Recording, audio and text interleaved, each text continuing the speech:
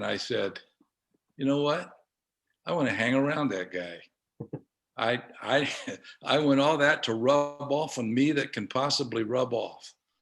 And so when I thought about putting these things together, particularly for church planters and church people, but I also said this is great for everybody.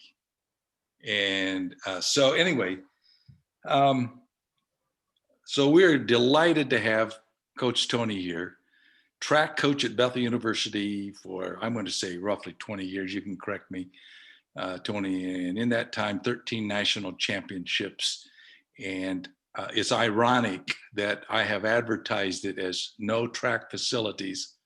And this week, just this week, they've opened up new track facilities. The Lehman Track, our athletic center, in honor of our esteemed guest here, Randy and his wife.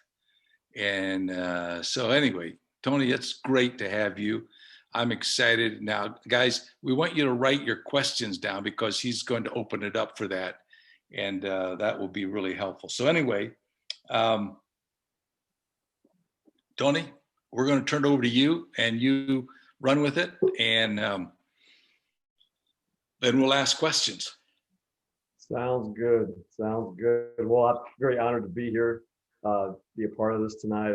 When Bill asked me about this, I was really excited about doing it. It's just a great opportunity. So just a lot of things going through my mind, made some notes. And so I'll do my best to try to stay on task a little bit, but definitely have your questions prepared because I'd love to be able to answer questions. So just a little bit of background. I think that's probably a good place to start because it all ties together with what I'm going to talk about. But so I actually grew up in Mishawaka, and I grew up probably half a mile from Bethel. And growing up, I involved in a lot of athletics in high school. I wasn't very good at any of them, but I was involved in a lot of them. So I had to make up for that lack of talent in some other ways. So I figured out even in high school that if I worked real hard and had a good attitude and was positive and showed a lot of passion, that could overcome some things. So that's kind of the start of all this. But I went to Mishawaka High School, like I said, and went on to Purdue University and graduated from there.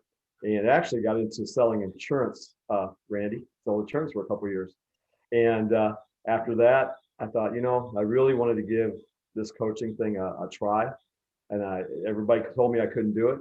And because I'm 5'6", I know I look taller sitting down, but I'm really not. And, everybody told me I couldn't do that. And I thought, you know what, I'm going to give it my best shot and see what happens. And at that time in my life, just to be 100% transparent with you, I was not a Christian. So, it wasn't like I knowingly, intentionally relied on the Lord, even though he was looking out for me for sure.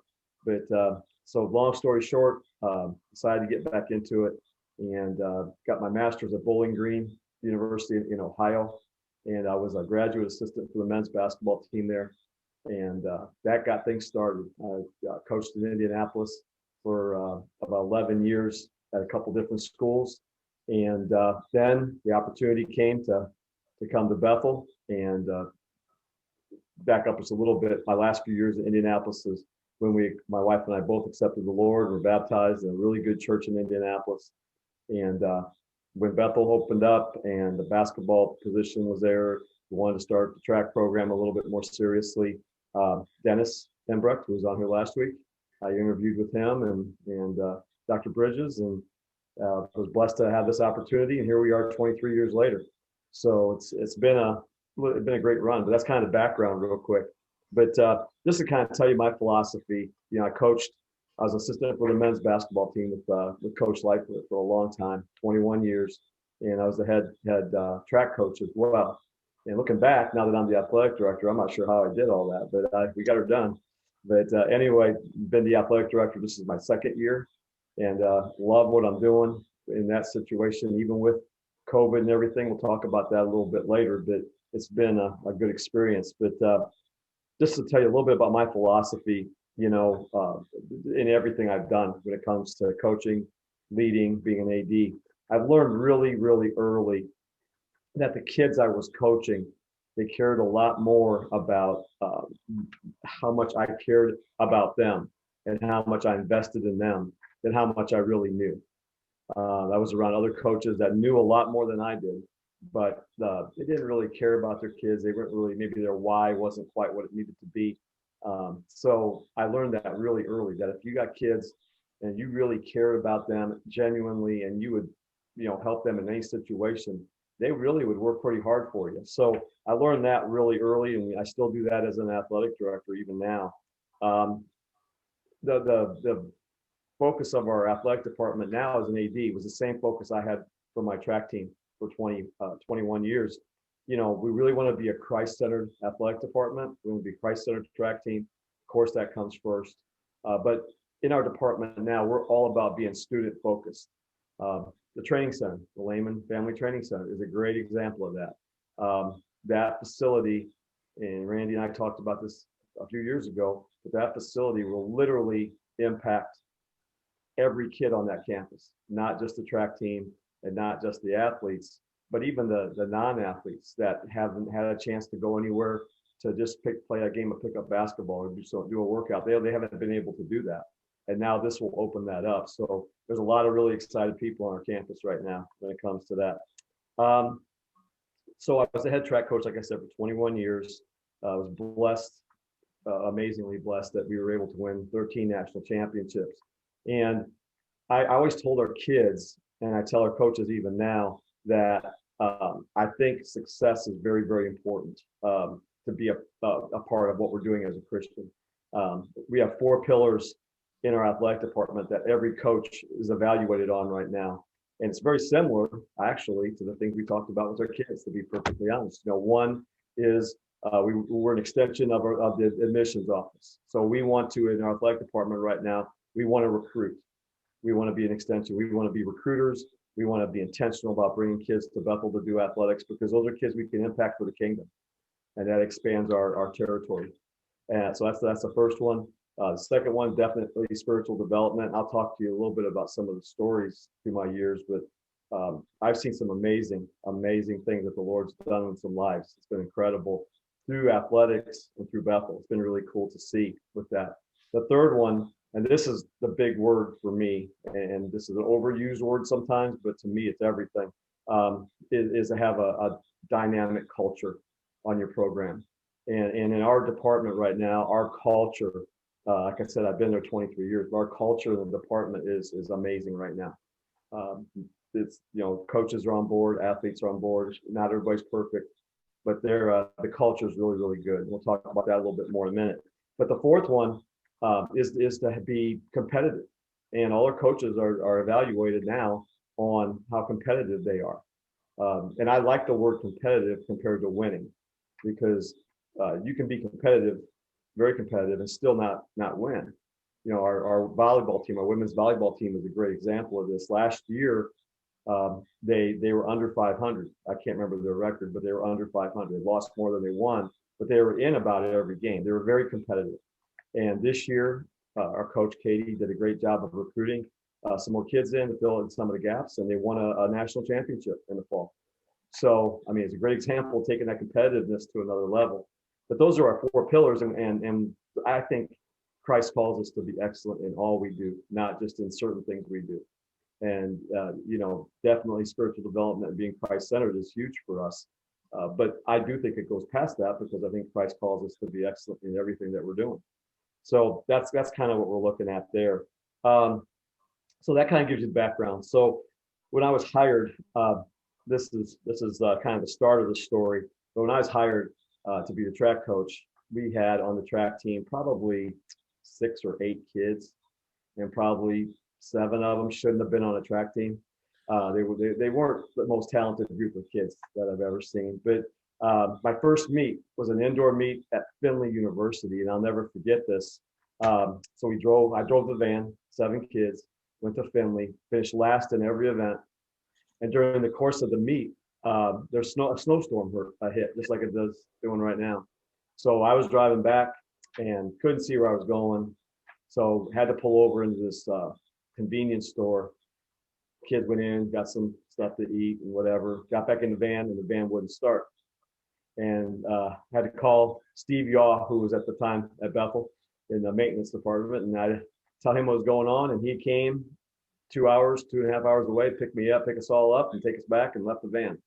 And it was a long night. And I thought, boy, oh boy, what did I get myself into here? This is not off to a good start. But I learned really quick, if we wanted to be competitive, and that's probably one of my faults is I'm probably too competitive, but I didn't like finishing last in everything. It just wasn't a lot of fun for me. So I thought, okay, what do I have to do to rely on the Lord to really become competitive track program? And like you said, Bill, there was no facilities. So that wasn't the place to start.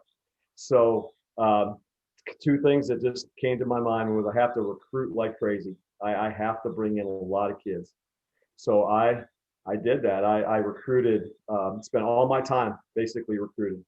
Spent tons of evenings on the phone. At that time, you were calling kids, went to kids' high schools, went to practices. I mean, I just did a ton of that. And the second thing is I really prayed about what could we do that's different than everybody else is doing. Because track, I mean, if you know much about track, it can be kind of a boring sport, I'll say, because there's a lot of it's a very traditional sport. You run, you jump, you throw, whatever, but there's not really a big team dynamic to it. There's not really a big team emphasis. It's very individualized. So praying through that, I thought, you know what, we don't have a facility. We can't use that to sell. But one thing we do have is kids. God's entrusted us with kids. So why not make that our niche? Just the kids. So as I prayed about that more and things developed after 2 or 3 years, we grew from 6 or 7 to about 40. And I thought, wow, this is good. We're making progress. And now we weren't last in every event. We were in the middle. Still weren't winning anything, but we were getting closer. And I thought, this is really good. So started out doing these crazy things once a week. And all my kids make fun of me. Anybody who's ever run for me, you can tell this story and they'll make fun of me about it. But that's okay. But we used to get together every Thursday night in Y Camp when everybody was gone, 9 o'clock at night, 9:30 at night. And we would do this team building activities. And I can't even begin to explain it to you because it wouldn't make sense. But it's just basically 40 kids running and jumping and screaming and supporting each other and really becoming a close family. And I saw how that worked. I mean, kids truly developed a love for each other and truly developed a bond that was pretty crazy. And the more kids we had, the better it got. So then when we grew to 60 and 70, it was even better. And that became our niche. Our niche was the closeness. Our niche was that family. And we would go to meets, and I would get in trouble for this as a young coach. We would go to meets, and we'd be having somebody getting ready to run, and the gun would go off, and 50 of our kids would be screaming for this kid. And at that time, nobody ever did that. And the meet host would come over to me and say, "What are you doing?" And I'm like, "Is there a rule that says we can't do this?" And he's like, "No." I said, "Well, this is what we're going to do then." And so we did that for years and years and years. And the funny thing about it is, now if you go to track meets, you'll see this in our conference. You'll see other teams do this. So it's kind of cool. That became our niche, and people were copying us, even though we didn't have a facility. It was kind of neat to see that. But it was all built on total positiveness. So I don't know if that's a word or not, but total positiveness. And so the way I ranked how our teams did at meets, okay, we would meet every Monday night after a meet was done. And I always had what was called an improvement percentage. So every kid in every event, let's say we had 100 events that they ran in a meet. If 70 of those events they improved from the week before, we had a 70% improvement percentage. And I'd give them a goal before that meet, and we would talk about that goal. And I'll be honest with you, and don't tell my kids if you ever hear this, there'd be times I'd kind of fudge the numbers a little bit to make it look a little bit better than what it was, to make sure they were positive. And I thought, you know what, I don't see anything wrong with that, because they kind of believed me and they were getting more positiveness out of it even through that. But I really liked that, because the person who wasn't very good still can get better. They can still have a better meet than the meet before. And it was amazing. Everybody bought into that. So I would have All-Americans, this is now later, much later, but I'd have All-Americans that were yelling for somebody who finished last in the 100, but ran it 1/10 of a second faster than the week before. And that kid was just happy as he could be. He was last, but he was happy as he could be because his time was better than it was the week before. And that led to great retention. I mean, our retention in our program, I mean, it was incredible. It still is. So it just kind of led to all of those different things based on that different thing that became our niche. So I hope that makes sense. Hey, Tony, let me break in here. How Sure. many kids, maybe you're going to tell, how many kids do you have in the track program now? We're at about 118 right now.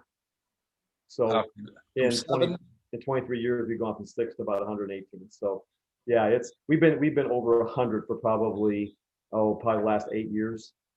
And we've been averaging probably between 110 and 120 every year. So, and like I said, our retention's really good. Our budget gets beat up because we have to take 2 buses to every meet and all that. I will feed everybody and hotel rooms and everything else. But you know, it's a big team. It's a really big team. I got to tell you a quick story. You'll like this, Randy. So Monday we took our track team into the training center. They'd never seen it. And Jerry White, who's our CFO, was in there.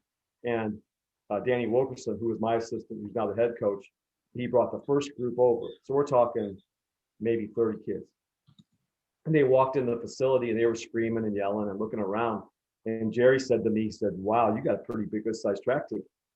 I said, "Jerry, that's 25% of our track team." So 3 other groups came over. And by the time we got done, all 120 were in there. And he was like blown away. He couldn't believe how many kids were actually in that building. It probably wasn't the best thing COVID we've ever done, but there was a lot of kids in that building that were just enjoying that building. It was really cool to see that. So yeah, going back to culture, I just am such a big culture guy, and I felt like the culture of our team was one that we were going to be positive in everything we did. We were going to represent Christ as well as we could by being as positive as we can. So that had to start with me. I wish I could sit here and tell you I was positive all the time. That didn't happen. But I tried to do that as much as I possibly could. And the support, you know, I wouldn't let kids do homework at meets. Kids will always bring homework to meets because they have so much dead time. And I'd say, you know what, you got all kinds of time in the dorm to do homework. When you're at a track meet, you have a brother or you have a sister that's competing, your job is to get out there and support them. When you're not competing, you need to be out supporting them. And that's what they did. We'd have pole vaulters going last thing in the meet after a 9-hour day. Everybody else is in the vans wanting to go home or the buses, and we'd have 100 people sitting there supporting our pole vaulters. And that's what we were known for. And it really, honestly, and even talking about it just gives me goosebumps to talk about it because it was just pretty cool because it was so different. It was so different. And even today with our department, I talked to our coaches about how great culture really supersedes everything else. I could take up the next hour talking about stories, so I won't do that, but we've had so many cool stories from our program. And I look at these, and some of them may seem a little bit counter Bethel, if you want to say it that way. But at the end, when you hear the whole story all the way through, it's not. And it's been amazing to see what the Lord's done with these kids early on. When we first started getting big, a little bit bigger, we had a track camp, and I was outside on that little track that went around the lacrosse field now, or by the baseball field, working with a bunch of little kids. I went back into my office, and it was about 100 degrees out. Tim Ertl stopped me, and he said, "Hey, I just need to tell you something. There's a young man sitting on your couch outside your office, and doesn't have a shirt on, got tattoos everywhere. Just doesn't quite, look like he belongs here." He said, "You really need to see what he wants." So I went in there, and I never talked to this young man in my life. And he said, I was an all-state pole vaulter, and I made a really bad decision, and I spent the last year in prison. And I just got out yesterday. And my life's not going a good way, and I need to go back to college and get a degree. I've heard about Bethel and how it's Christian college. I want to come here and pole vault for you. And I took him in my office, and I said, "Okay, here's the deal," because he was pretty good academically, actually. And I said, "Here's the deal. I'll do everything I can for you. We'll go through admissions. We'll go through the process. But if you make one mistake, if you mess up one time, you're done. I'm going to give you one time. You have 0 tolerance." That same young man became a NAI All-American 3 years. He is now married a young lady who was a Bethel grad as well. They have 3 kids, accepted Christ, calls me once every 2 weeks for the last 20 years. And strong Christian young man, lives in Elkhart. His life was changed through Bethel.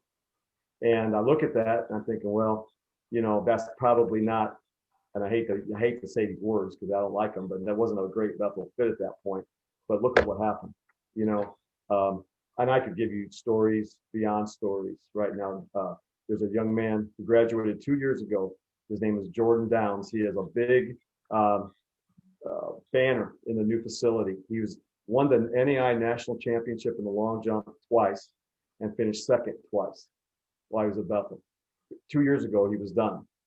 He's helping coach very part-time right now, and he's working in town. And we went in the training center Monday. That young man, he's not even part of our team anymore. He graduated 2 years ago. He's not even competing anymore. He was bawling like a baby, gave me a hug and just crying.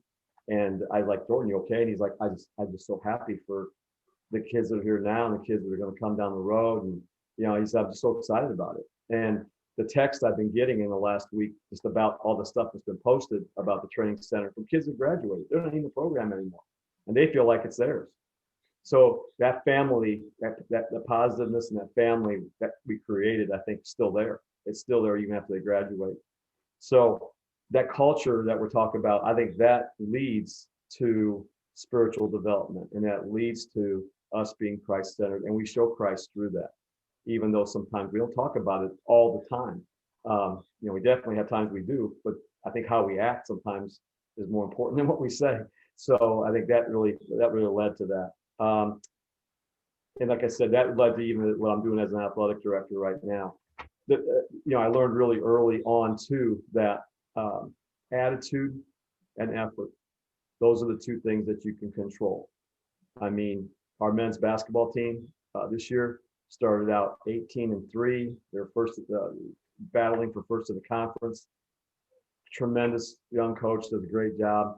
Well, in the last 2 weeks, they've had 2 ACL tears from 2 of their best players. Another kid who was in the emergency room last night dealing with some things. I mean, 3 of their top players are out. And he can't, I talked about with that coach today, he can't control anything with that, but he can control their attitude and he can control their effort. And those are the 2 things that I've always told our kids, we can control that. So I've never been a results oriented coach. And you can ask our kids, I never went into a basketball game or a track meet talking about winning that meet. I just talk about improvement, like I've been saying to you guys, just talking about improving, getting better, and let's let everything else happen. Let it happen the way it should. And it's amazing if you continually improve through the course of a year in the track team, you end up winning. And that's how we won the championships. We've never been favored to win any of them. It's not like we went into the meet saying we were the favorite. We weren't the favorite, but kids actually believed what they were doing, even though they didn't know how it was happening, if that makes sense. I think of a sprinter, young lady, Erica Guevara now, who was from Bern, Indiana, with the Adams Central. I went to go sign her in high school, and was met at the door by a group of kindergarten kids because K through 12 was all in the same little area at Adams Central. Some of you guys may know that, but she came to Bethel. Nobody else recruited her, and she was an All-American. She won every conference meet she could win, and she'd always tell me at the end of the year, I have no idea how this is happening, but this is great. And she just bought into what we were doing. She just bought into everything that we were doing. So the other thing I wanted to go along with attitude, because I think these 2 things go together, is passion.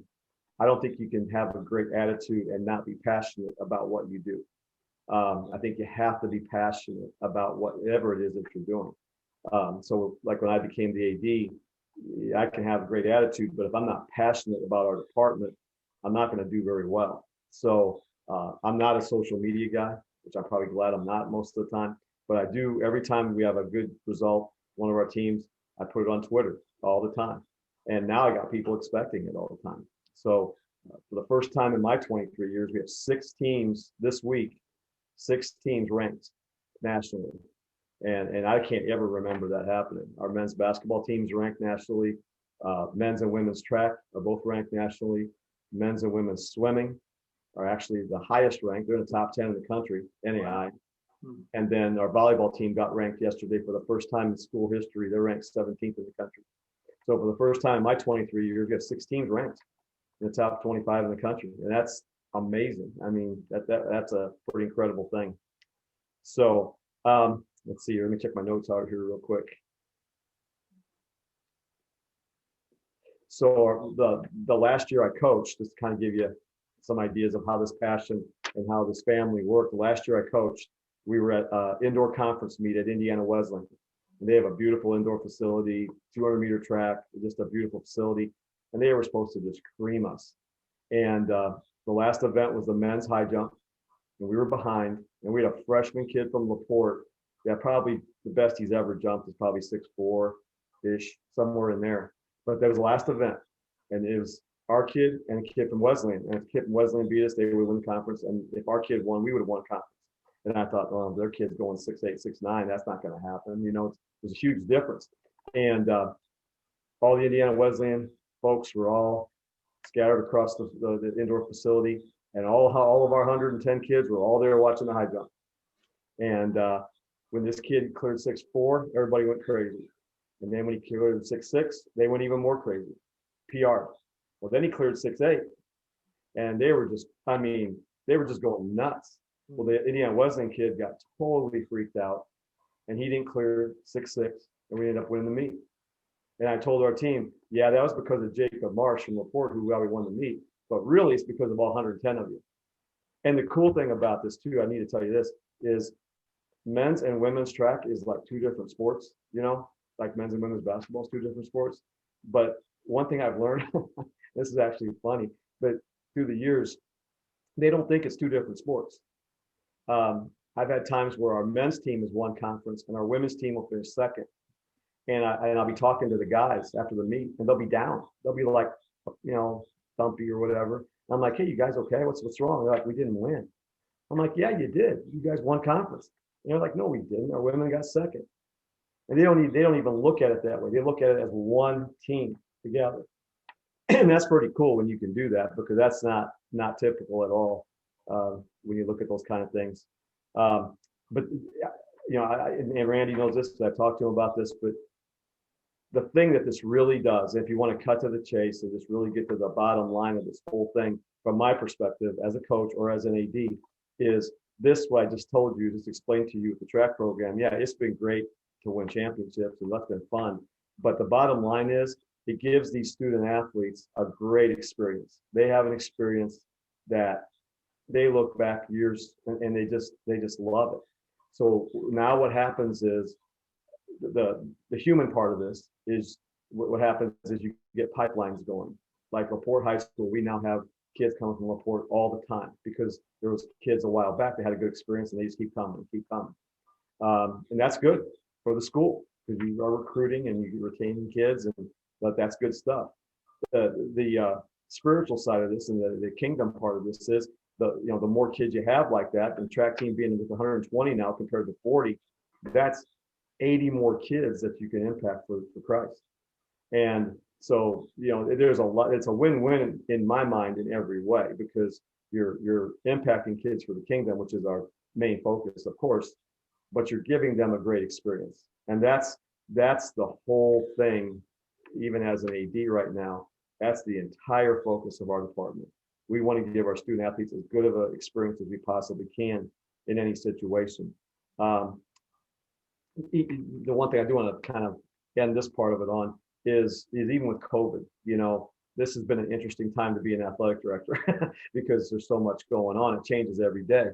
But even as we were going through things last spring and this summer, I'm a big communicator, may or may not be good, but I send out emails nonstop to my staff. And I told them this summer, I said, and even in the spring when everything had shut down, I said, we're not going to be afraid. We're going to do things the right way. We're going to follow all the protocols, but we're not going to be fearful. We're not going to be doing that. I mean, everybody is so fearful. We're not going to do that. We're going to be confident about what the Lord's going to do. We're going to contact our kids even when they're at home in the summer. All our spring kids lost a season. They lost an entire season. And we said, we're going to contact those kids all the time. Great examples, our baseball team. Our baseball team had 8 seniors last year. They went through the fall undefeated. Best fall they've ever had. They were undefeated.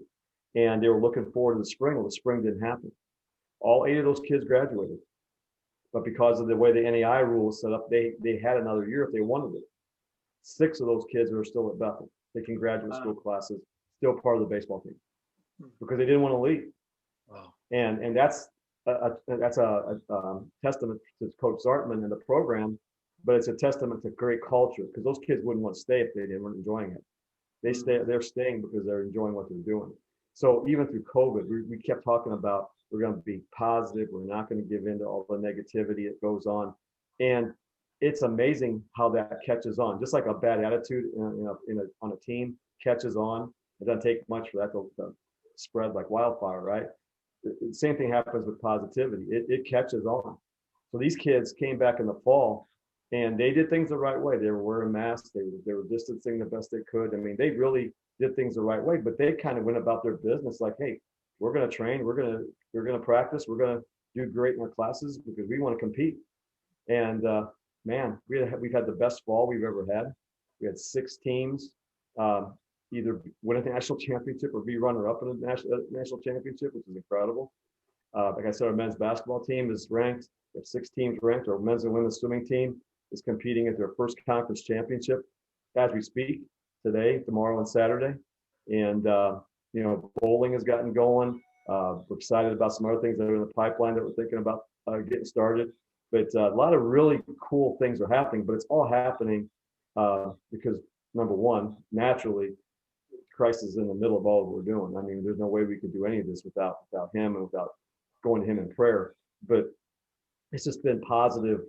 Everything's been positive, from myself down to our coaches, down to our team captains and everybody else. So we're just been competing and getting after it and doing the best we can. So that's kind of a good place to end and let you guys ask some questions for the meantime.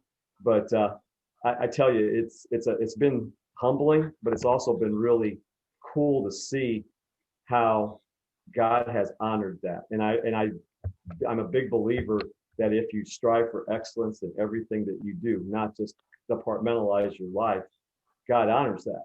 He will honor that. And when I recruited back in the early days, especially when I was recruiting people to come that I had nothing to sell them on. I mean, we were terrible. We were small. We didn't have a facility.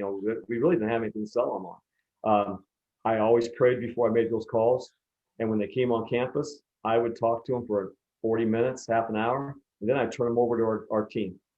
And I'd have them spend the rest of the day with our team, classes, lunch, everything else. And our teammates were the ones that sold them on it. And it just kept happening. And like I said, even as soon ago as Monday, a few days ago, you got kids like Jordan Downs that are in that facility crying because they think it's their facility. He's not even ever going to compete in it, but he thinks it's his, And so it's really cool. It's been really cool to see. So hope that makes sense. Hope that wasn't too much information. That's a good place to kind of pause for right now, and then you guys can ask some questions. Okay, guys, we want to take this information now. He's done it from a track facility, from an athletic point of view. Probably most of you are involved in church work, but I see a lot of parallels. As a pastor, you're like the coach. You're like the athletic director. And there's a lot of stuff that he's talked about, in my mind, is so applicable to where we are in our churches. So I'm going to open it up. I've got a bunch of questions, guys, but you go. I'm going to restrain myself and let you ask some questions if you've got some. Okay.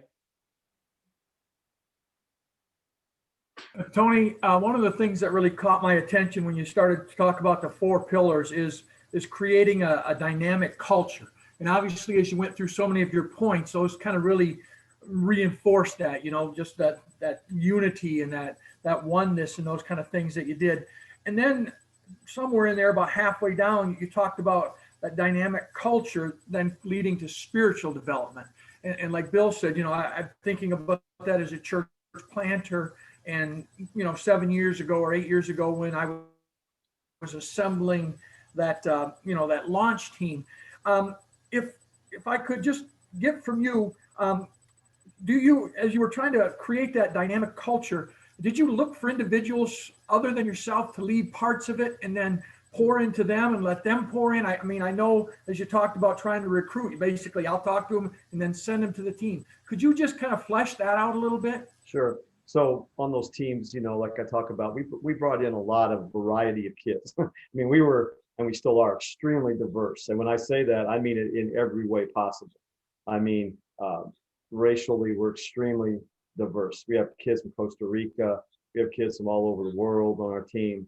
We're extremely, and in their walk with the Lord, they're extremely diverse. We have some that are pastors' kids that have grown up in church. We have kids that have been to church camp, and they know exactly their relationship with where that's at, where the relationship with Christ is at. And then we have kids that, frankly, they want to come and run track, and get a degree, but yeah, it's great that Bethel's a Christian institution, but they don't really understand it, even though you tell them about chapel and you tell them about those things. They haven't quite figured that out yet.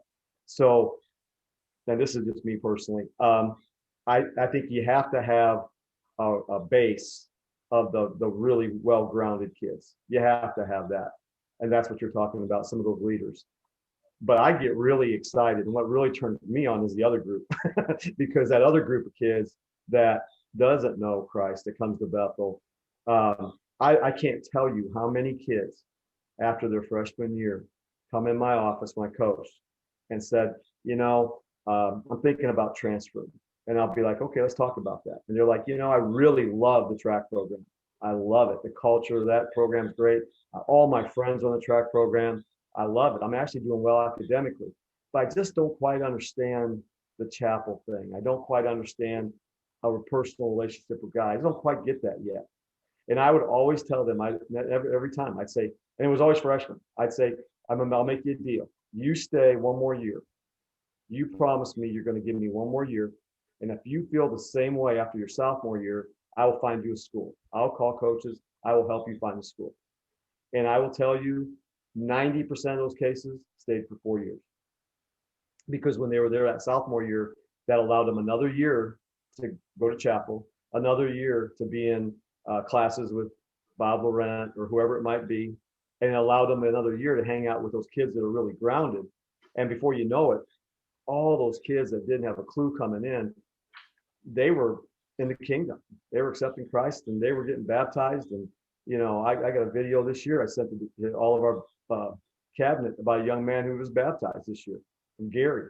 And he was actually dismissed academically. He wasn't good academically. He wasn't very good socially. This year is his junior year. He was baptized. Got 3.0 last semester. He'd never been close to a 3.0. It was more of a 0.3. But he did well academically. Finished second in the country in the long jump. So he's a great athlete, but he really didn't get the rest of it. Well, now he's getting the rest of it. And the most important thing is, he's accepted Christ. But it took him 3 years.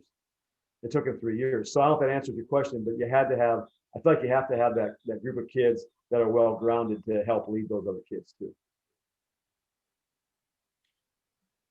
Okay. Brian, did you have a follow-up to that, or is there somebody else has a question? Tony, go ahead, Brian. One of the other things that I had kind of, when you talked about after that first year, you just kind of recruited everywhere and just started making calls to everybody and everything. How much then did your team become responsible or just accept or maybe just step up to the role of helping you recruit? Because obviously one of the things as a church planner or something, we're always looking for groups of people who are ready to share Christ everywhere they go. And right. Obviously, I take it that you're probably, empowering your students to go out and do some recruiting on their own. Can you just kind of expand on that a little bit? Sure. So I didn't want it to become staged. I didn't want it to become something I had to coach them on. I wanted it to be genuine. So what I would do is when a kid came from, let's say, a part of the state where one of our current kids was at. So it might have been somebody who was not a teammate, but actually a rival. And I'd say, hey, so and so from another school is coming to visit, but they're close to you.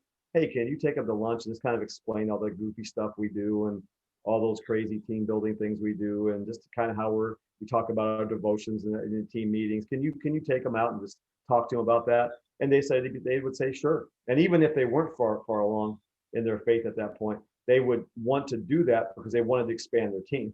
They didn't quite grasp the concept of expanding the kingdom yet, but they knew it was like expanding the team. They definitely wanted to do that. They did, so they expanded the kingdom without even knowing they were doing it. But if that makes sense. But yeah, I thought it was always very important to get our kids around kids that we currently have, and that we've done that forever. I think that's been a major key to our recruiting success that we've had. The other thing I want to say about recruiting real quick is a lot of these kids, they recruited us. So if you would ask the question, well, how did you get names? How did you get these people to come? I mean, God is so good, because these kids that showed up, Jordan Downs, who I'm telling you about, who won national championships, okay? I didn't really recruit him. He went to a junior college. He saw our team. He saw how we competed against his team one year, and he saw how we were supporting each other, and he saw how close we were. And he caught me after a meet and said, what are you guys doing? And I told him, and he's like, I think I might want to transfer there. I was like, oh, sure. Why not? Let's do it. Yeah, but, it's not like, so it wasn't like I was actively recruiting him. God's definitely in control of that for sure. Tony, I'm going to get with you and Randy, and we're going to talk about recruiting for a contemporary music program that we'd like to do. I get so frustrated going to these board meetings, and they're always talking about, okay, the athletic department has the goal for 423 students, and Yeah. I'm saying, hey, that's going to be the goal that we're going to do for contemporary worship leaders. Yep. So anyway, that's for the rest of you. That's a little side thing that I've got going with that. But anyway, one of the things let me just jump in here. You mentioned attitude and effort and passion. Now, we understand those three in church work, or we should. Can you talk to us? I know you said attitude and effort are two things that you can control. Obviously, passion is one of those. Those are kind of three distinct ones, Tony? Three what then? Three different distinct, things? separate ones? Yeah, I think they are, because I know people who have good attitudes, but they're not real passionate about what they do. And maybe this is just me, but I feel like passion catches on. I mean, if you're passionate about something, man, I think of Dabo Sweeney at Clemson. He's extremely positive with his players. He is extremely passionate about what he does. And I hear him talk, and I'm thinking, man, if I'm a high school football player, I want to go play for that guy, because I mean, I get to hang out with that dude for 4 years. That's awesome. But he's extremely not just great attitude, and he's very into things. But boy, he's all about effort and passion, all about it. And I think you have to have all three. I don't think you can just have one of them. Okay. Now, you said we can control those. Mm-hmm. That means we have to have some pick me up inside of us, or find a place to get it, right? Yeah. I mean, can I be transparent for a minute? So Sure. Today I was out doing some things, and drove back to my house at 5 o'clock, and drove through all the snow and the ice. And I love our house. We lived in this house, my wife and I, for 21. We built this when we came here 23 years ago, but our driveway is like this. So all the way home, I was concerned that I wasn't going to be able to get up the driveway, and finally got up it, and went out and shoveled some more. And I didn't have a very good attitude. I probably still don't have a very good attitude toward the snow, but I think you have to find a way to get past that. That's really hard to do sometimes, but you got to find a way to do that. And that's the enemy. I'm sure the enemy put that in front of me tonight, since the topic of our talk was great attitude, and I'm like, I have a terrible attitude right now. So that was kind of where I was at. But yeah, you're right. You definitely have to find it inside of yourself, for sure. Okay. Anybody else? I've got more questions, but I want to give way. Randy, do you have a question for Tony? Well, as I was thinking about crashing the party tonight, I I thought about the parallels that Tony would probably be talking about with the individuals on this call who are either church planners or who have newer churches. And I didn't know for sure because I didn't know who the audience is. But I thought, it's interesting because when I got to know Tony, and as I spent time with him, and the trip we took down to several years ago when Tony wanted to share his dream about this track train facility, I realized that this is an individual who is making a huge impact on in God's kingdom, and it's actually not about the track program. It's about what's in his head and in his heart. And he basically is creating this incredible environment at Bethel where we don't have any facility. And these kids are coming by the large numbers to participate in a program where there's no facility. I'm thinking, how's this guy doing this? And as I spent time with him, and just Bill, as you at that board meeting, you heard Tony sharing about his passion and the 4 pillars. It's like, I can buy into this. And so when you think about being, starting the church, planning a church, being a pastor, a leader in a newer church, and myself as a leader in a business organization, why doesn't this work? Why can't this work? Why shouldn't this work? It will work. Absolutely. And that's what sold me on what Tony was doing and made me understand better as a servant leader. And that's what he is, a servant leader who leads with humility. He doesn't lead with arrogance. And that's why these kids are attracted to come to Bethel. And why they were attracted to be under his leadership as their coach. And when Tony became, and then I thought, okay, when Tony became the AD, are we going to misstep? So you think about a church, you get to a certain level, right? And you think, okay, now you become more of an AD instead of a coach. So Brian, you asked some of those questions. And I thought, what's going to happen? Well, what Tony's done is he's taken that attitude of being a servant leader, and it's now permeated throughout the entire coaching staff. And Tony shared with me that when I hire a coach, when they come to Bethel University, they're going to first understand that they're a pastor and second a coach. Now, I want to be a good coach, but they understand that they're a pastor first, because that's what Tony was as a coach of the track and field program at Bethel. So when I think about you all on this call who are pastors and leaders in your church, there's no reason for me as a business owner, there's no reason why that same philosophy that Tony has used as a coach and now as athletic director of a larger organization, as all of your churches grow, that it doesn't work the same. Because when I first started as a business owner, I was a sole proprietor. And I was a lone ranger. And now I have many employees and I have business partners. And some of those conversations I had with Tony years prior, and some of the reading I've done of other servant leaders, that's what's allowed me to hopefully be a better leader in my business and not a lone ranger any longer. Hey, Tony, some people are raised, and I don't know that this is inbred. I don't know that this is by birth or whatever, but many of them grow up around a lot of negativity, maybe a mom or a dad. And so bad attitude or a negative attitude, let's put it that way.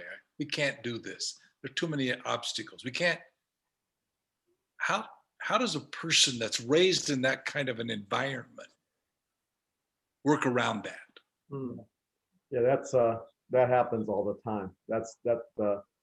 Because it permeates our society right now. I think a lot. Exactly what you're explaining.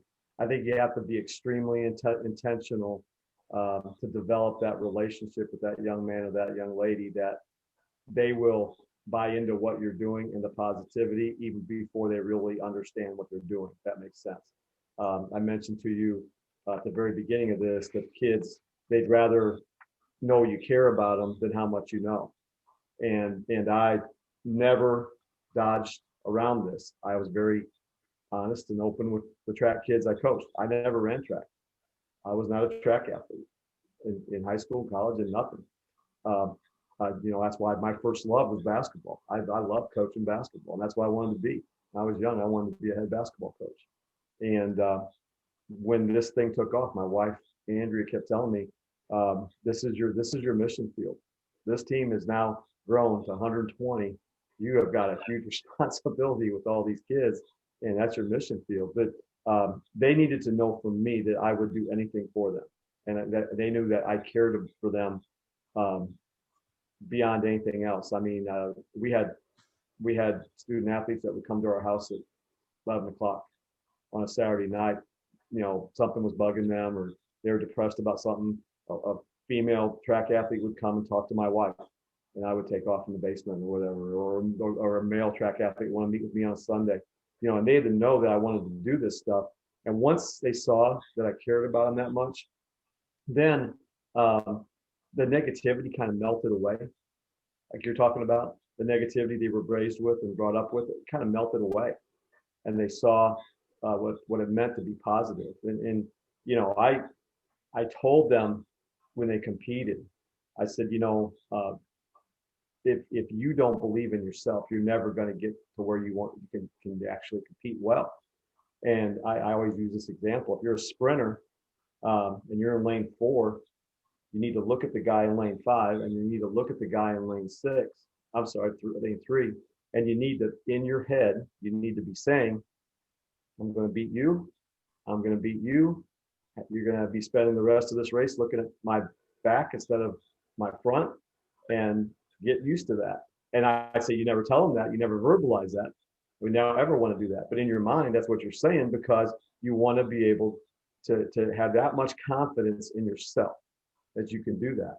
And I think that's where a lot of that positivity came from, is when they believed that and it actually worked. It actually happened. They're like, wow, I think this is actually working.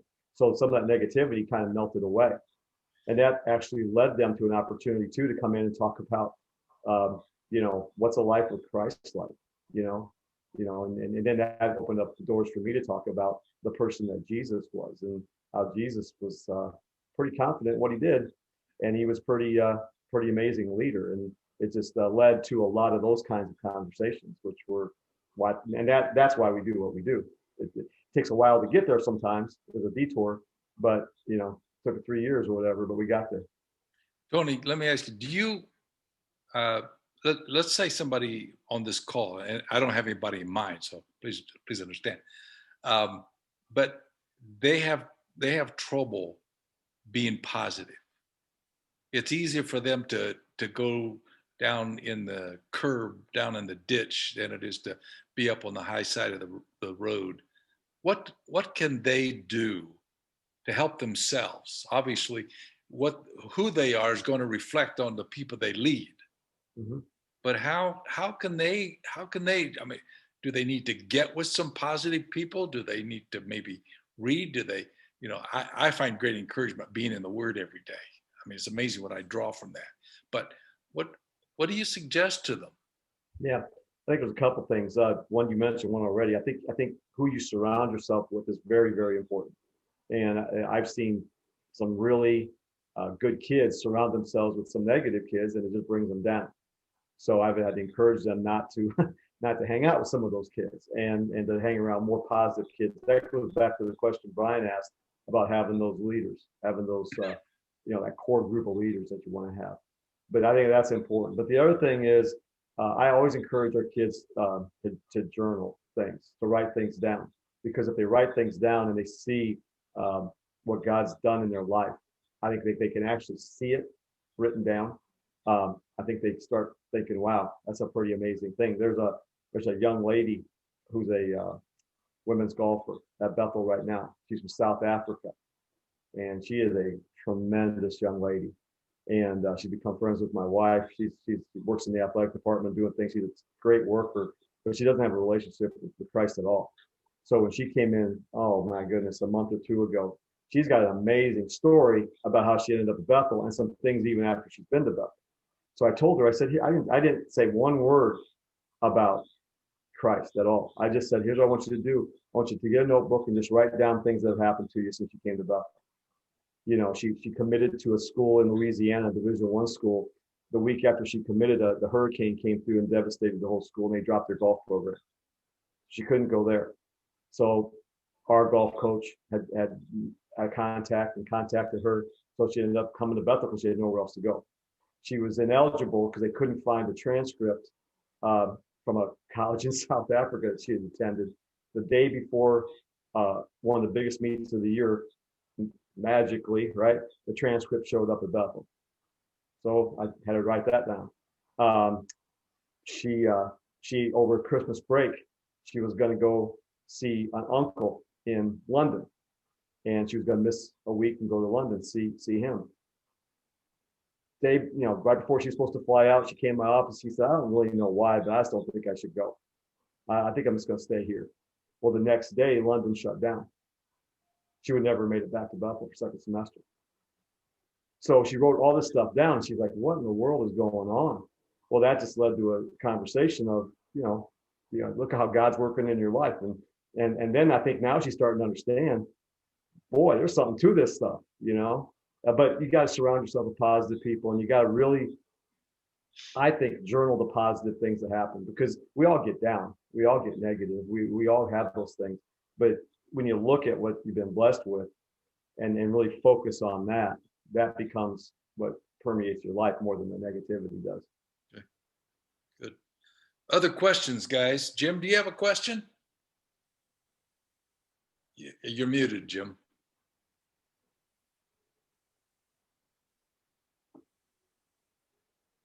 I'm just taking it all in. I appreciate it, Tony. Sure, for sure. Thank you. You're welcome. I'm writing it down.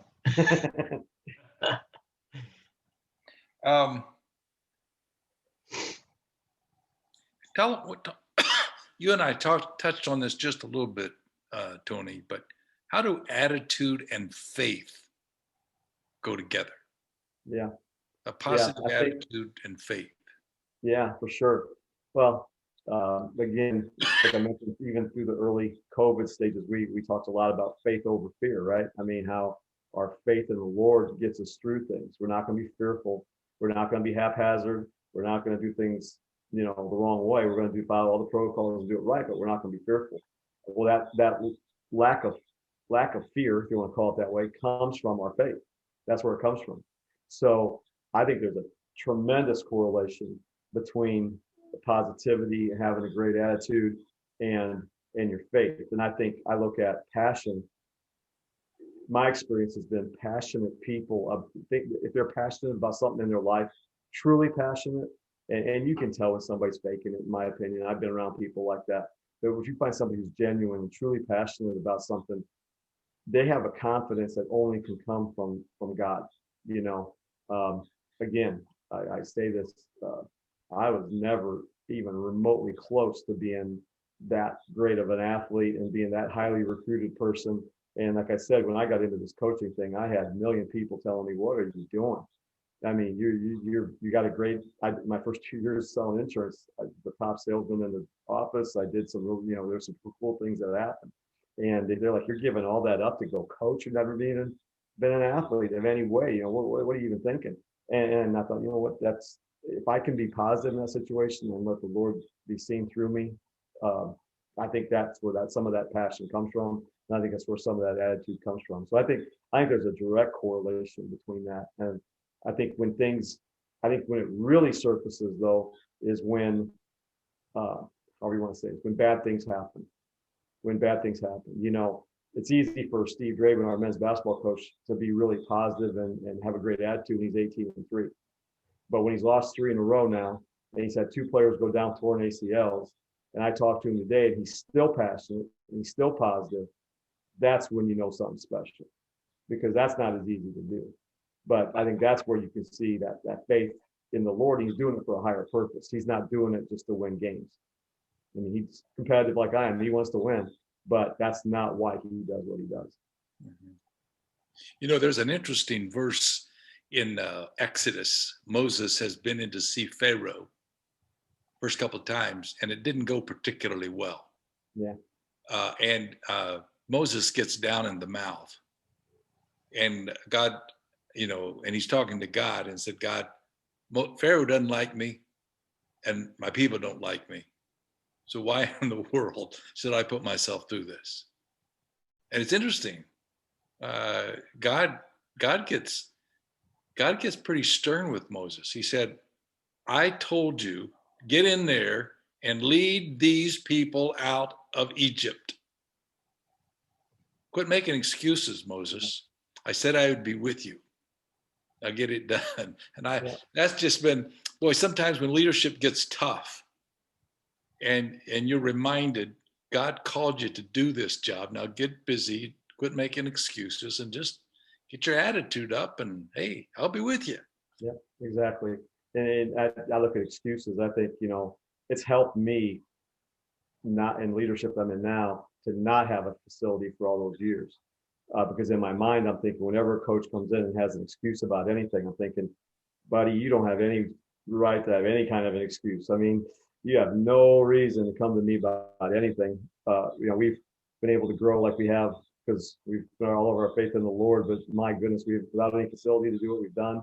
I don't want to hear anything about excuses. But one thing I'm doing with my staff right now, which I think has been really good, kind of ties into this, is we have staff meetings every other week at 8:00 in the morning, and they've been awesome. Every coach has come to every one. I've not had one coach miss one meeting yet. But the last one, we talked about 3 levels that we need to be at in our department as a coach. And the first one is we have to know our purpose. We have to know what our why is. And we made it very clear that our purpose is to bring these student athletes that we've been trusted with to the Lord. That's our why. And we have 4 pillars, sure, but that's our why. Well, then the second part of that is before we can ever impact kids for the kingdom, we've got to be in a good place. So we have to find mentors as coaches. We have to find the right people to surround ourselves with so that we're filled up. We have to be in the Word daily. We have to be in a good church, those kinds of things. And then the third part of that is out of the overflow of that, then we can impact our kids. We can impact all the student athletes we come in contact with. And of those 3 areas, I think the second one is the one everybody overlooks. Because I think everybody would say, yeah, my why is to bring people to Christ. Sure. Yeah. And I think everybody would say, yeah, I'm here to impact our kids. But I think it gets really neglected to understand that if I'm not in a good, and I've been there, if I'm not in a good place, I go to work tomorrow morning and I'm not in a good place, I can't meet with a kid and have a constructive criticism about the Lord. I can't do that because I'm not in a good place to start with, right? So I think that's the one that gets the most neglected. And I look at pastors, I'm thinking that's what you guys do all the time. You're constantly putting that word out. And, I would think if I'm not in a place I need to be at, that becomes difficult to do. So I got to get myself right before I can even think about doing that. And I think that's why the right relationships, are important for all of us. One of the reasons I like to be on some boards, not because I add anything, but because it's what I get. I get to rub shoulders with leaders and good people. And I'm thinking, wow, yeah. I get the best end of this deal. Yeah. Yeah. And so I guess I would say to all of us here, being around people who pour into our lives is important. Any other questions?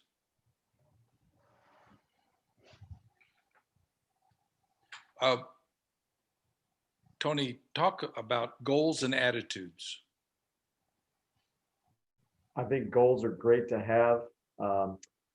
First of all, the first thing that comes to my mind though is I think you got to have attainable goals, and they have to be necessarily not easy to get and strive for.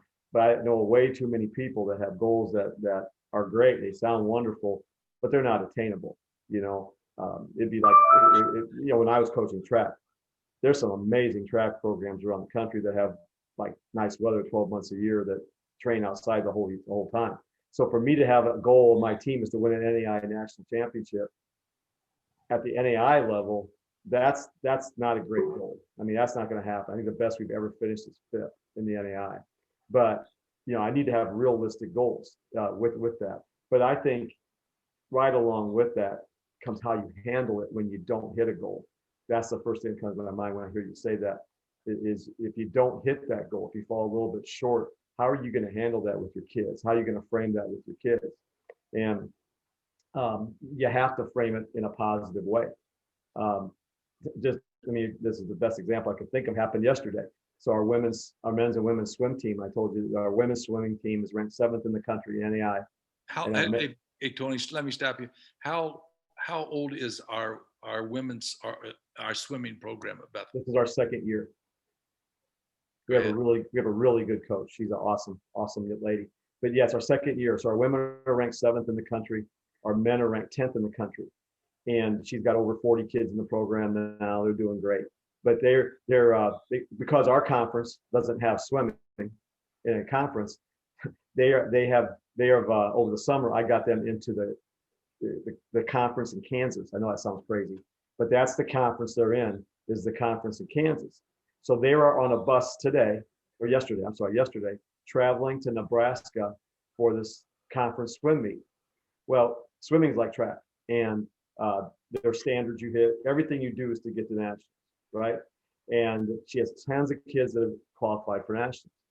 Well, yesterday we found out that the venue that was supposed to have nationals pulled out because of COVID. And the rule is if anybody pulls out so many days before the event's canceled.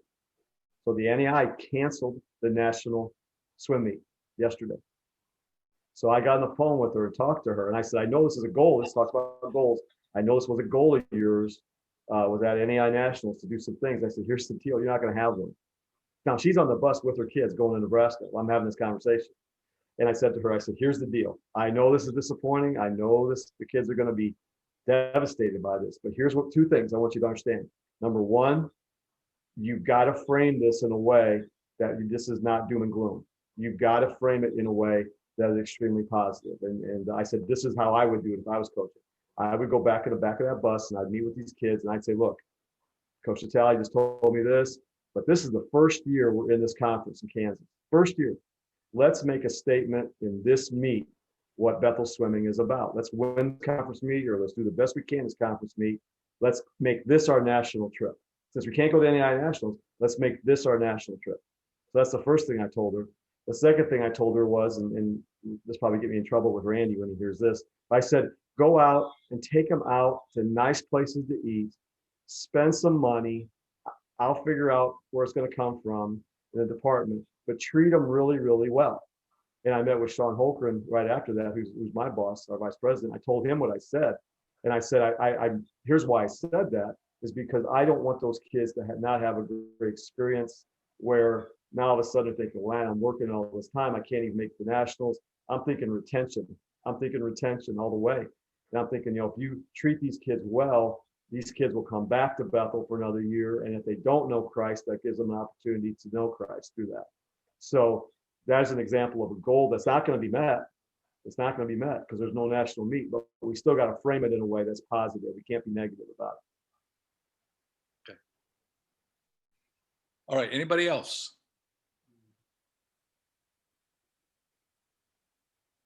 Well, guys, I can't tell you how important I think positive attitude is.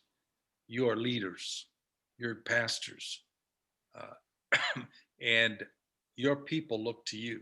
And if you're down in the mouth and you and you don't have a positive attitude, a can-do attitude, a faith attitude, then it's going to reflect on your people, and they're going to be hesitant to follow you. I don't think anybody likes to follow a negative leader who's always down in the mouth. And so I was talking with Tony before anybody came on. I've heard Dr. Ben Carson. Dr. Carson is a brain surgeon, did not have a good upbringing, raised by a single mom, single parent. And I heard him, he wasn't asked to make the statement, but before the interview ended, I heard him say it twice. He volunteered it. He said, "My mother refused to let us be victims. She refused to let us play the victim role." It's kind of like my mom refused to let me make excuses that I was poor, or make excuses that I couldn't do it, or make excuses that I couldn't succeed. She said, "You're not going to do that." And when I thought of this topic, Tony, I just thought of having you, and thought, wow, we need to hear that, because there are plenty of reasons for us to say, hey, you know what? My facilities aren't real. I think I told you this, but I have 2 sons that are pastors. Every time you win another national championship, I send the information to my sons, and I say, guys, no excuses. They don't have a facility. Maybe yours aren't the best. They have good ones, but maybe yours aren't the best. But hey, no excuses. All right. Okay, are we done? All hearts clear? We're good. Okay. Carlos, do you have any questions? No, I have not. Everything is so good to hear. Okay. Challenging. Hey, will this recording be up tomorrow, Carlos? Yep. Okay. At keyministries.net, and under ECPI, Entrepreneur Church Planters Institute, there's a place called, classes that we've had, or previous classes, something like that. Click on that button and it'll be posted there. So, and I know several have wanted to see it, said they couldn't be here tonight. Bill Gates was one of them, Tony. Oh, yeah. Yep. Bill said, not the Microsoft guy. There's a Bill Gates who has Exactly. a dealership in South Bend, and good friends of all of ours.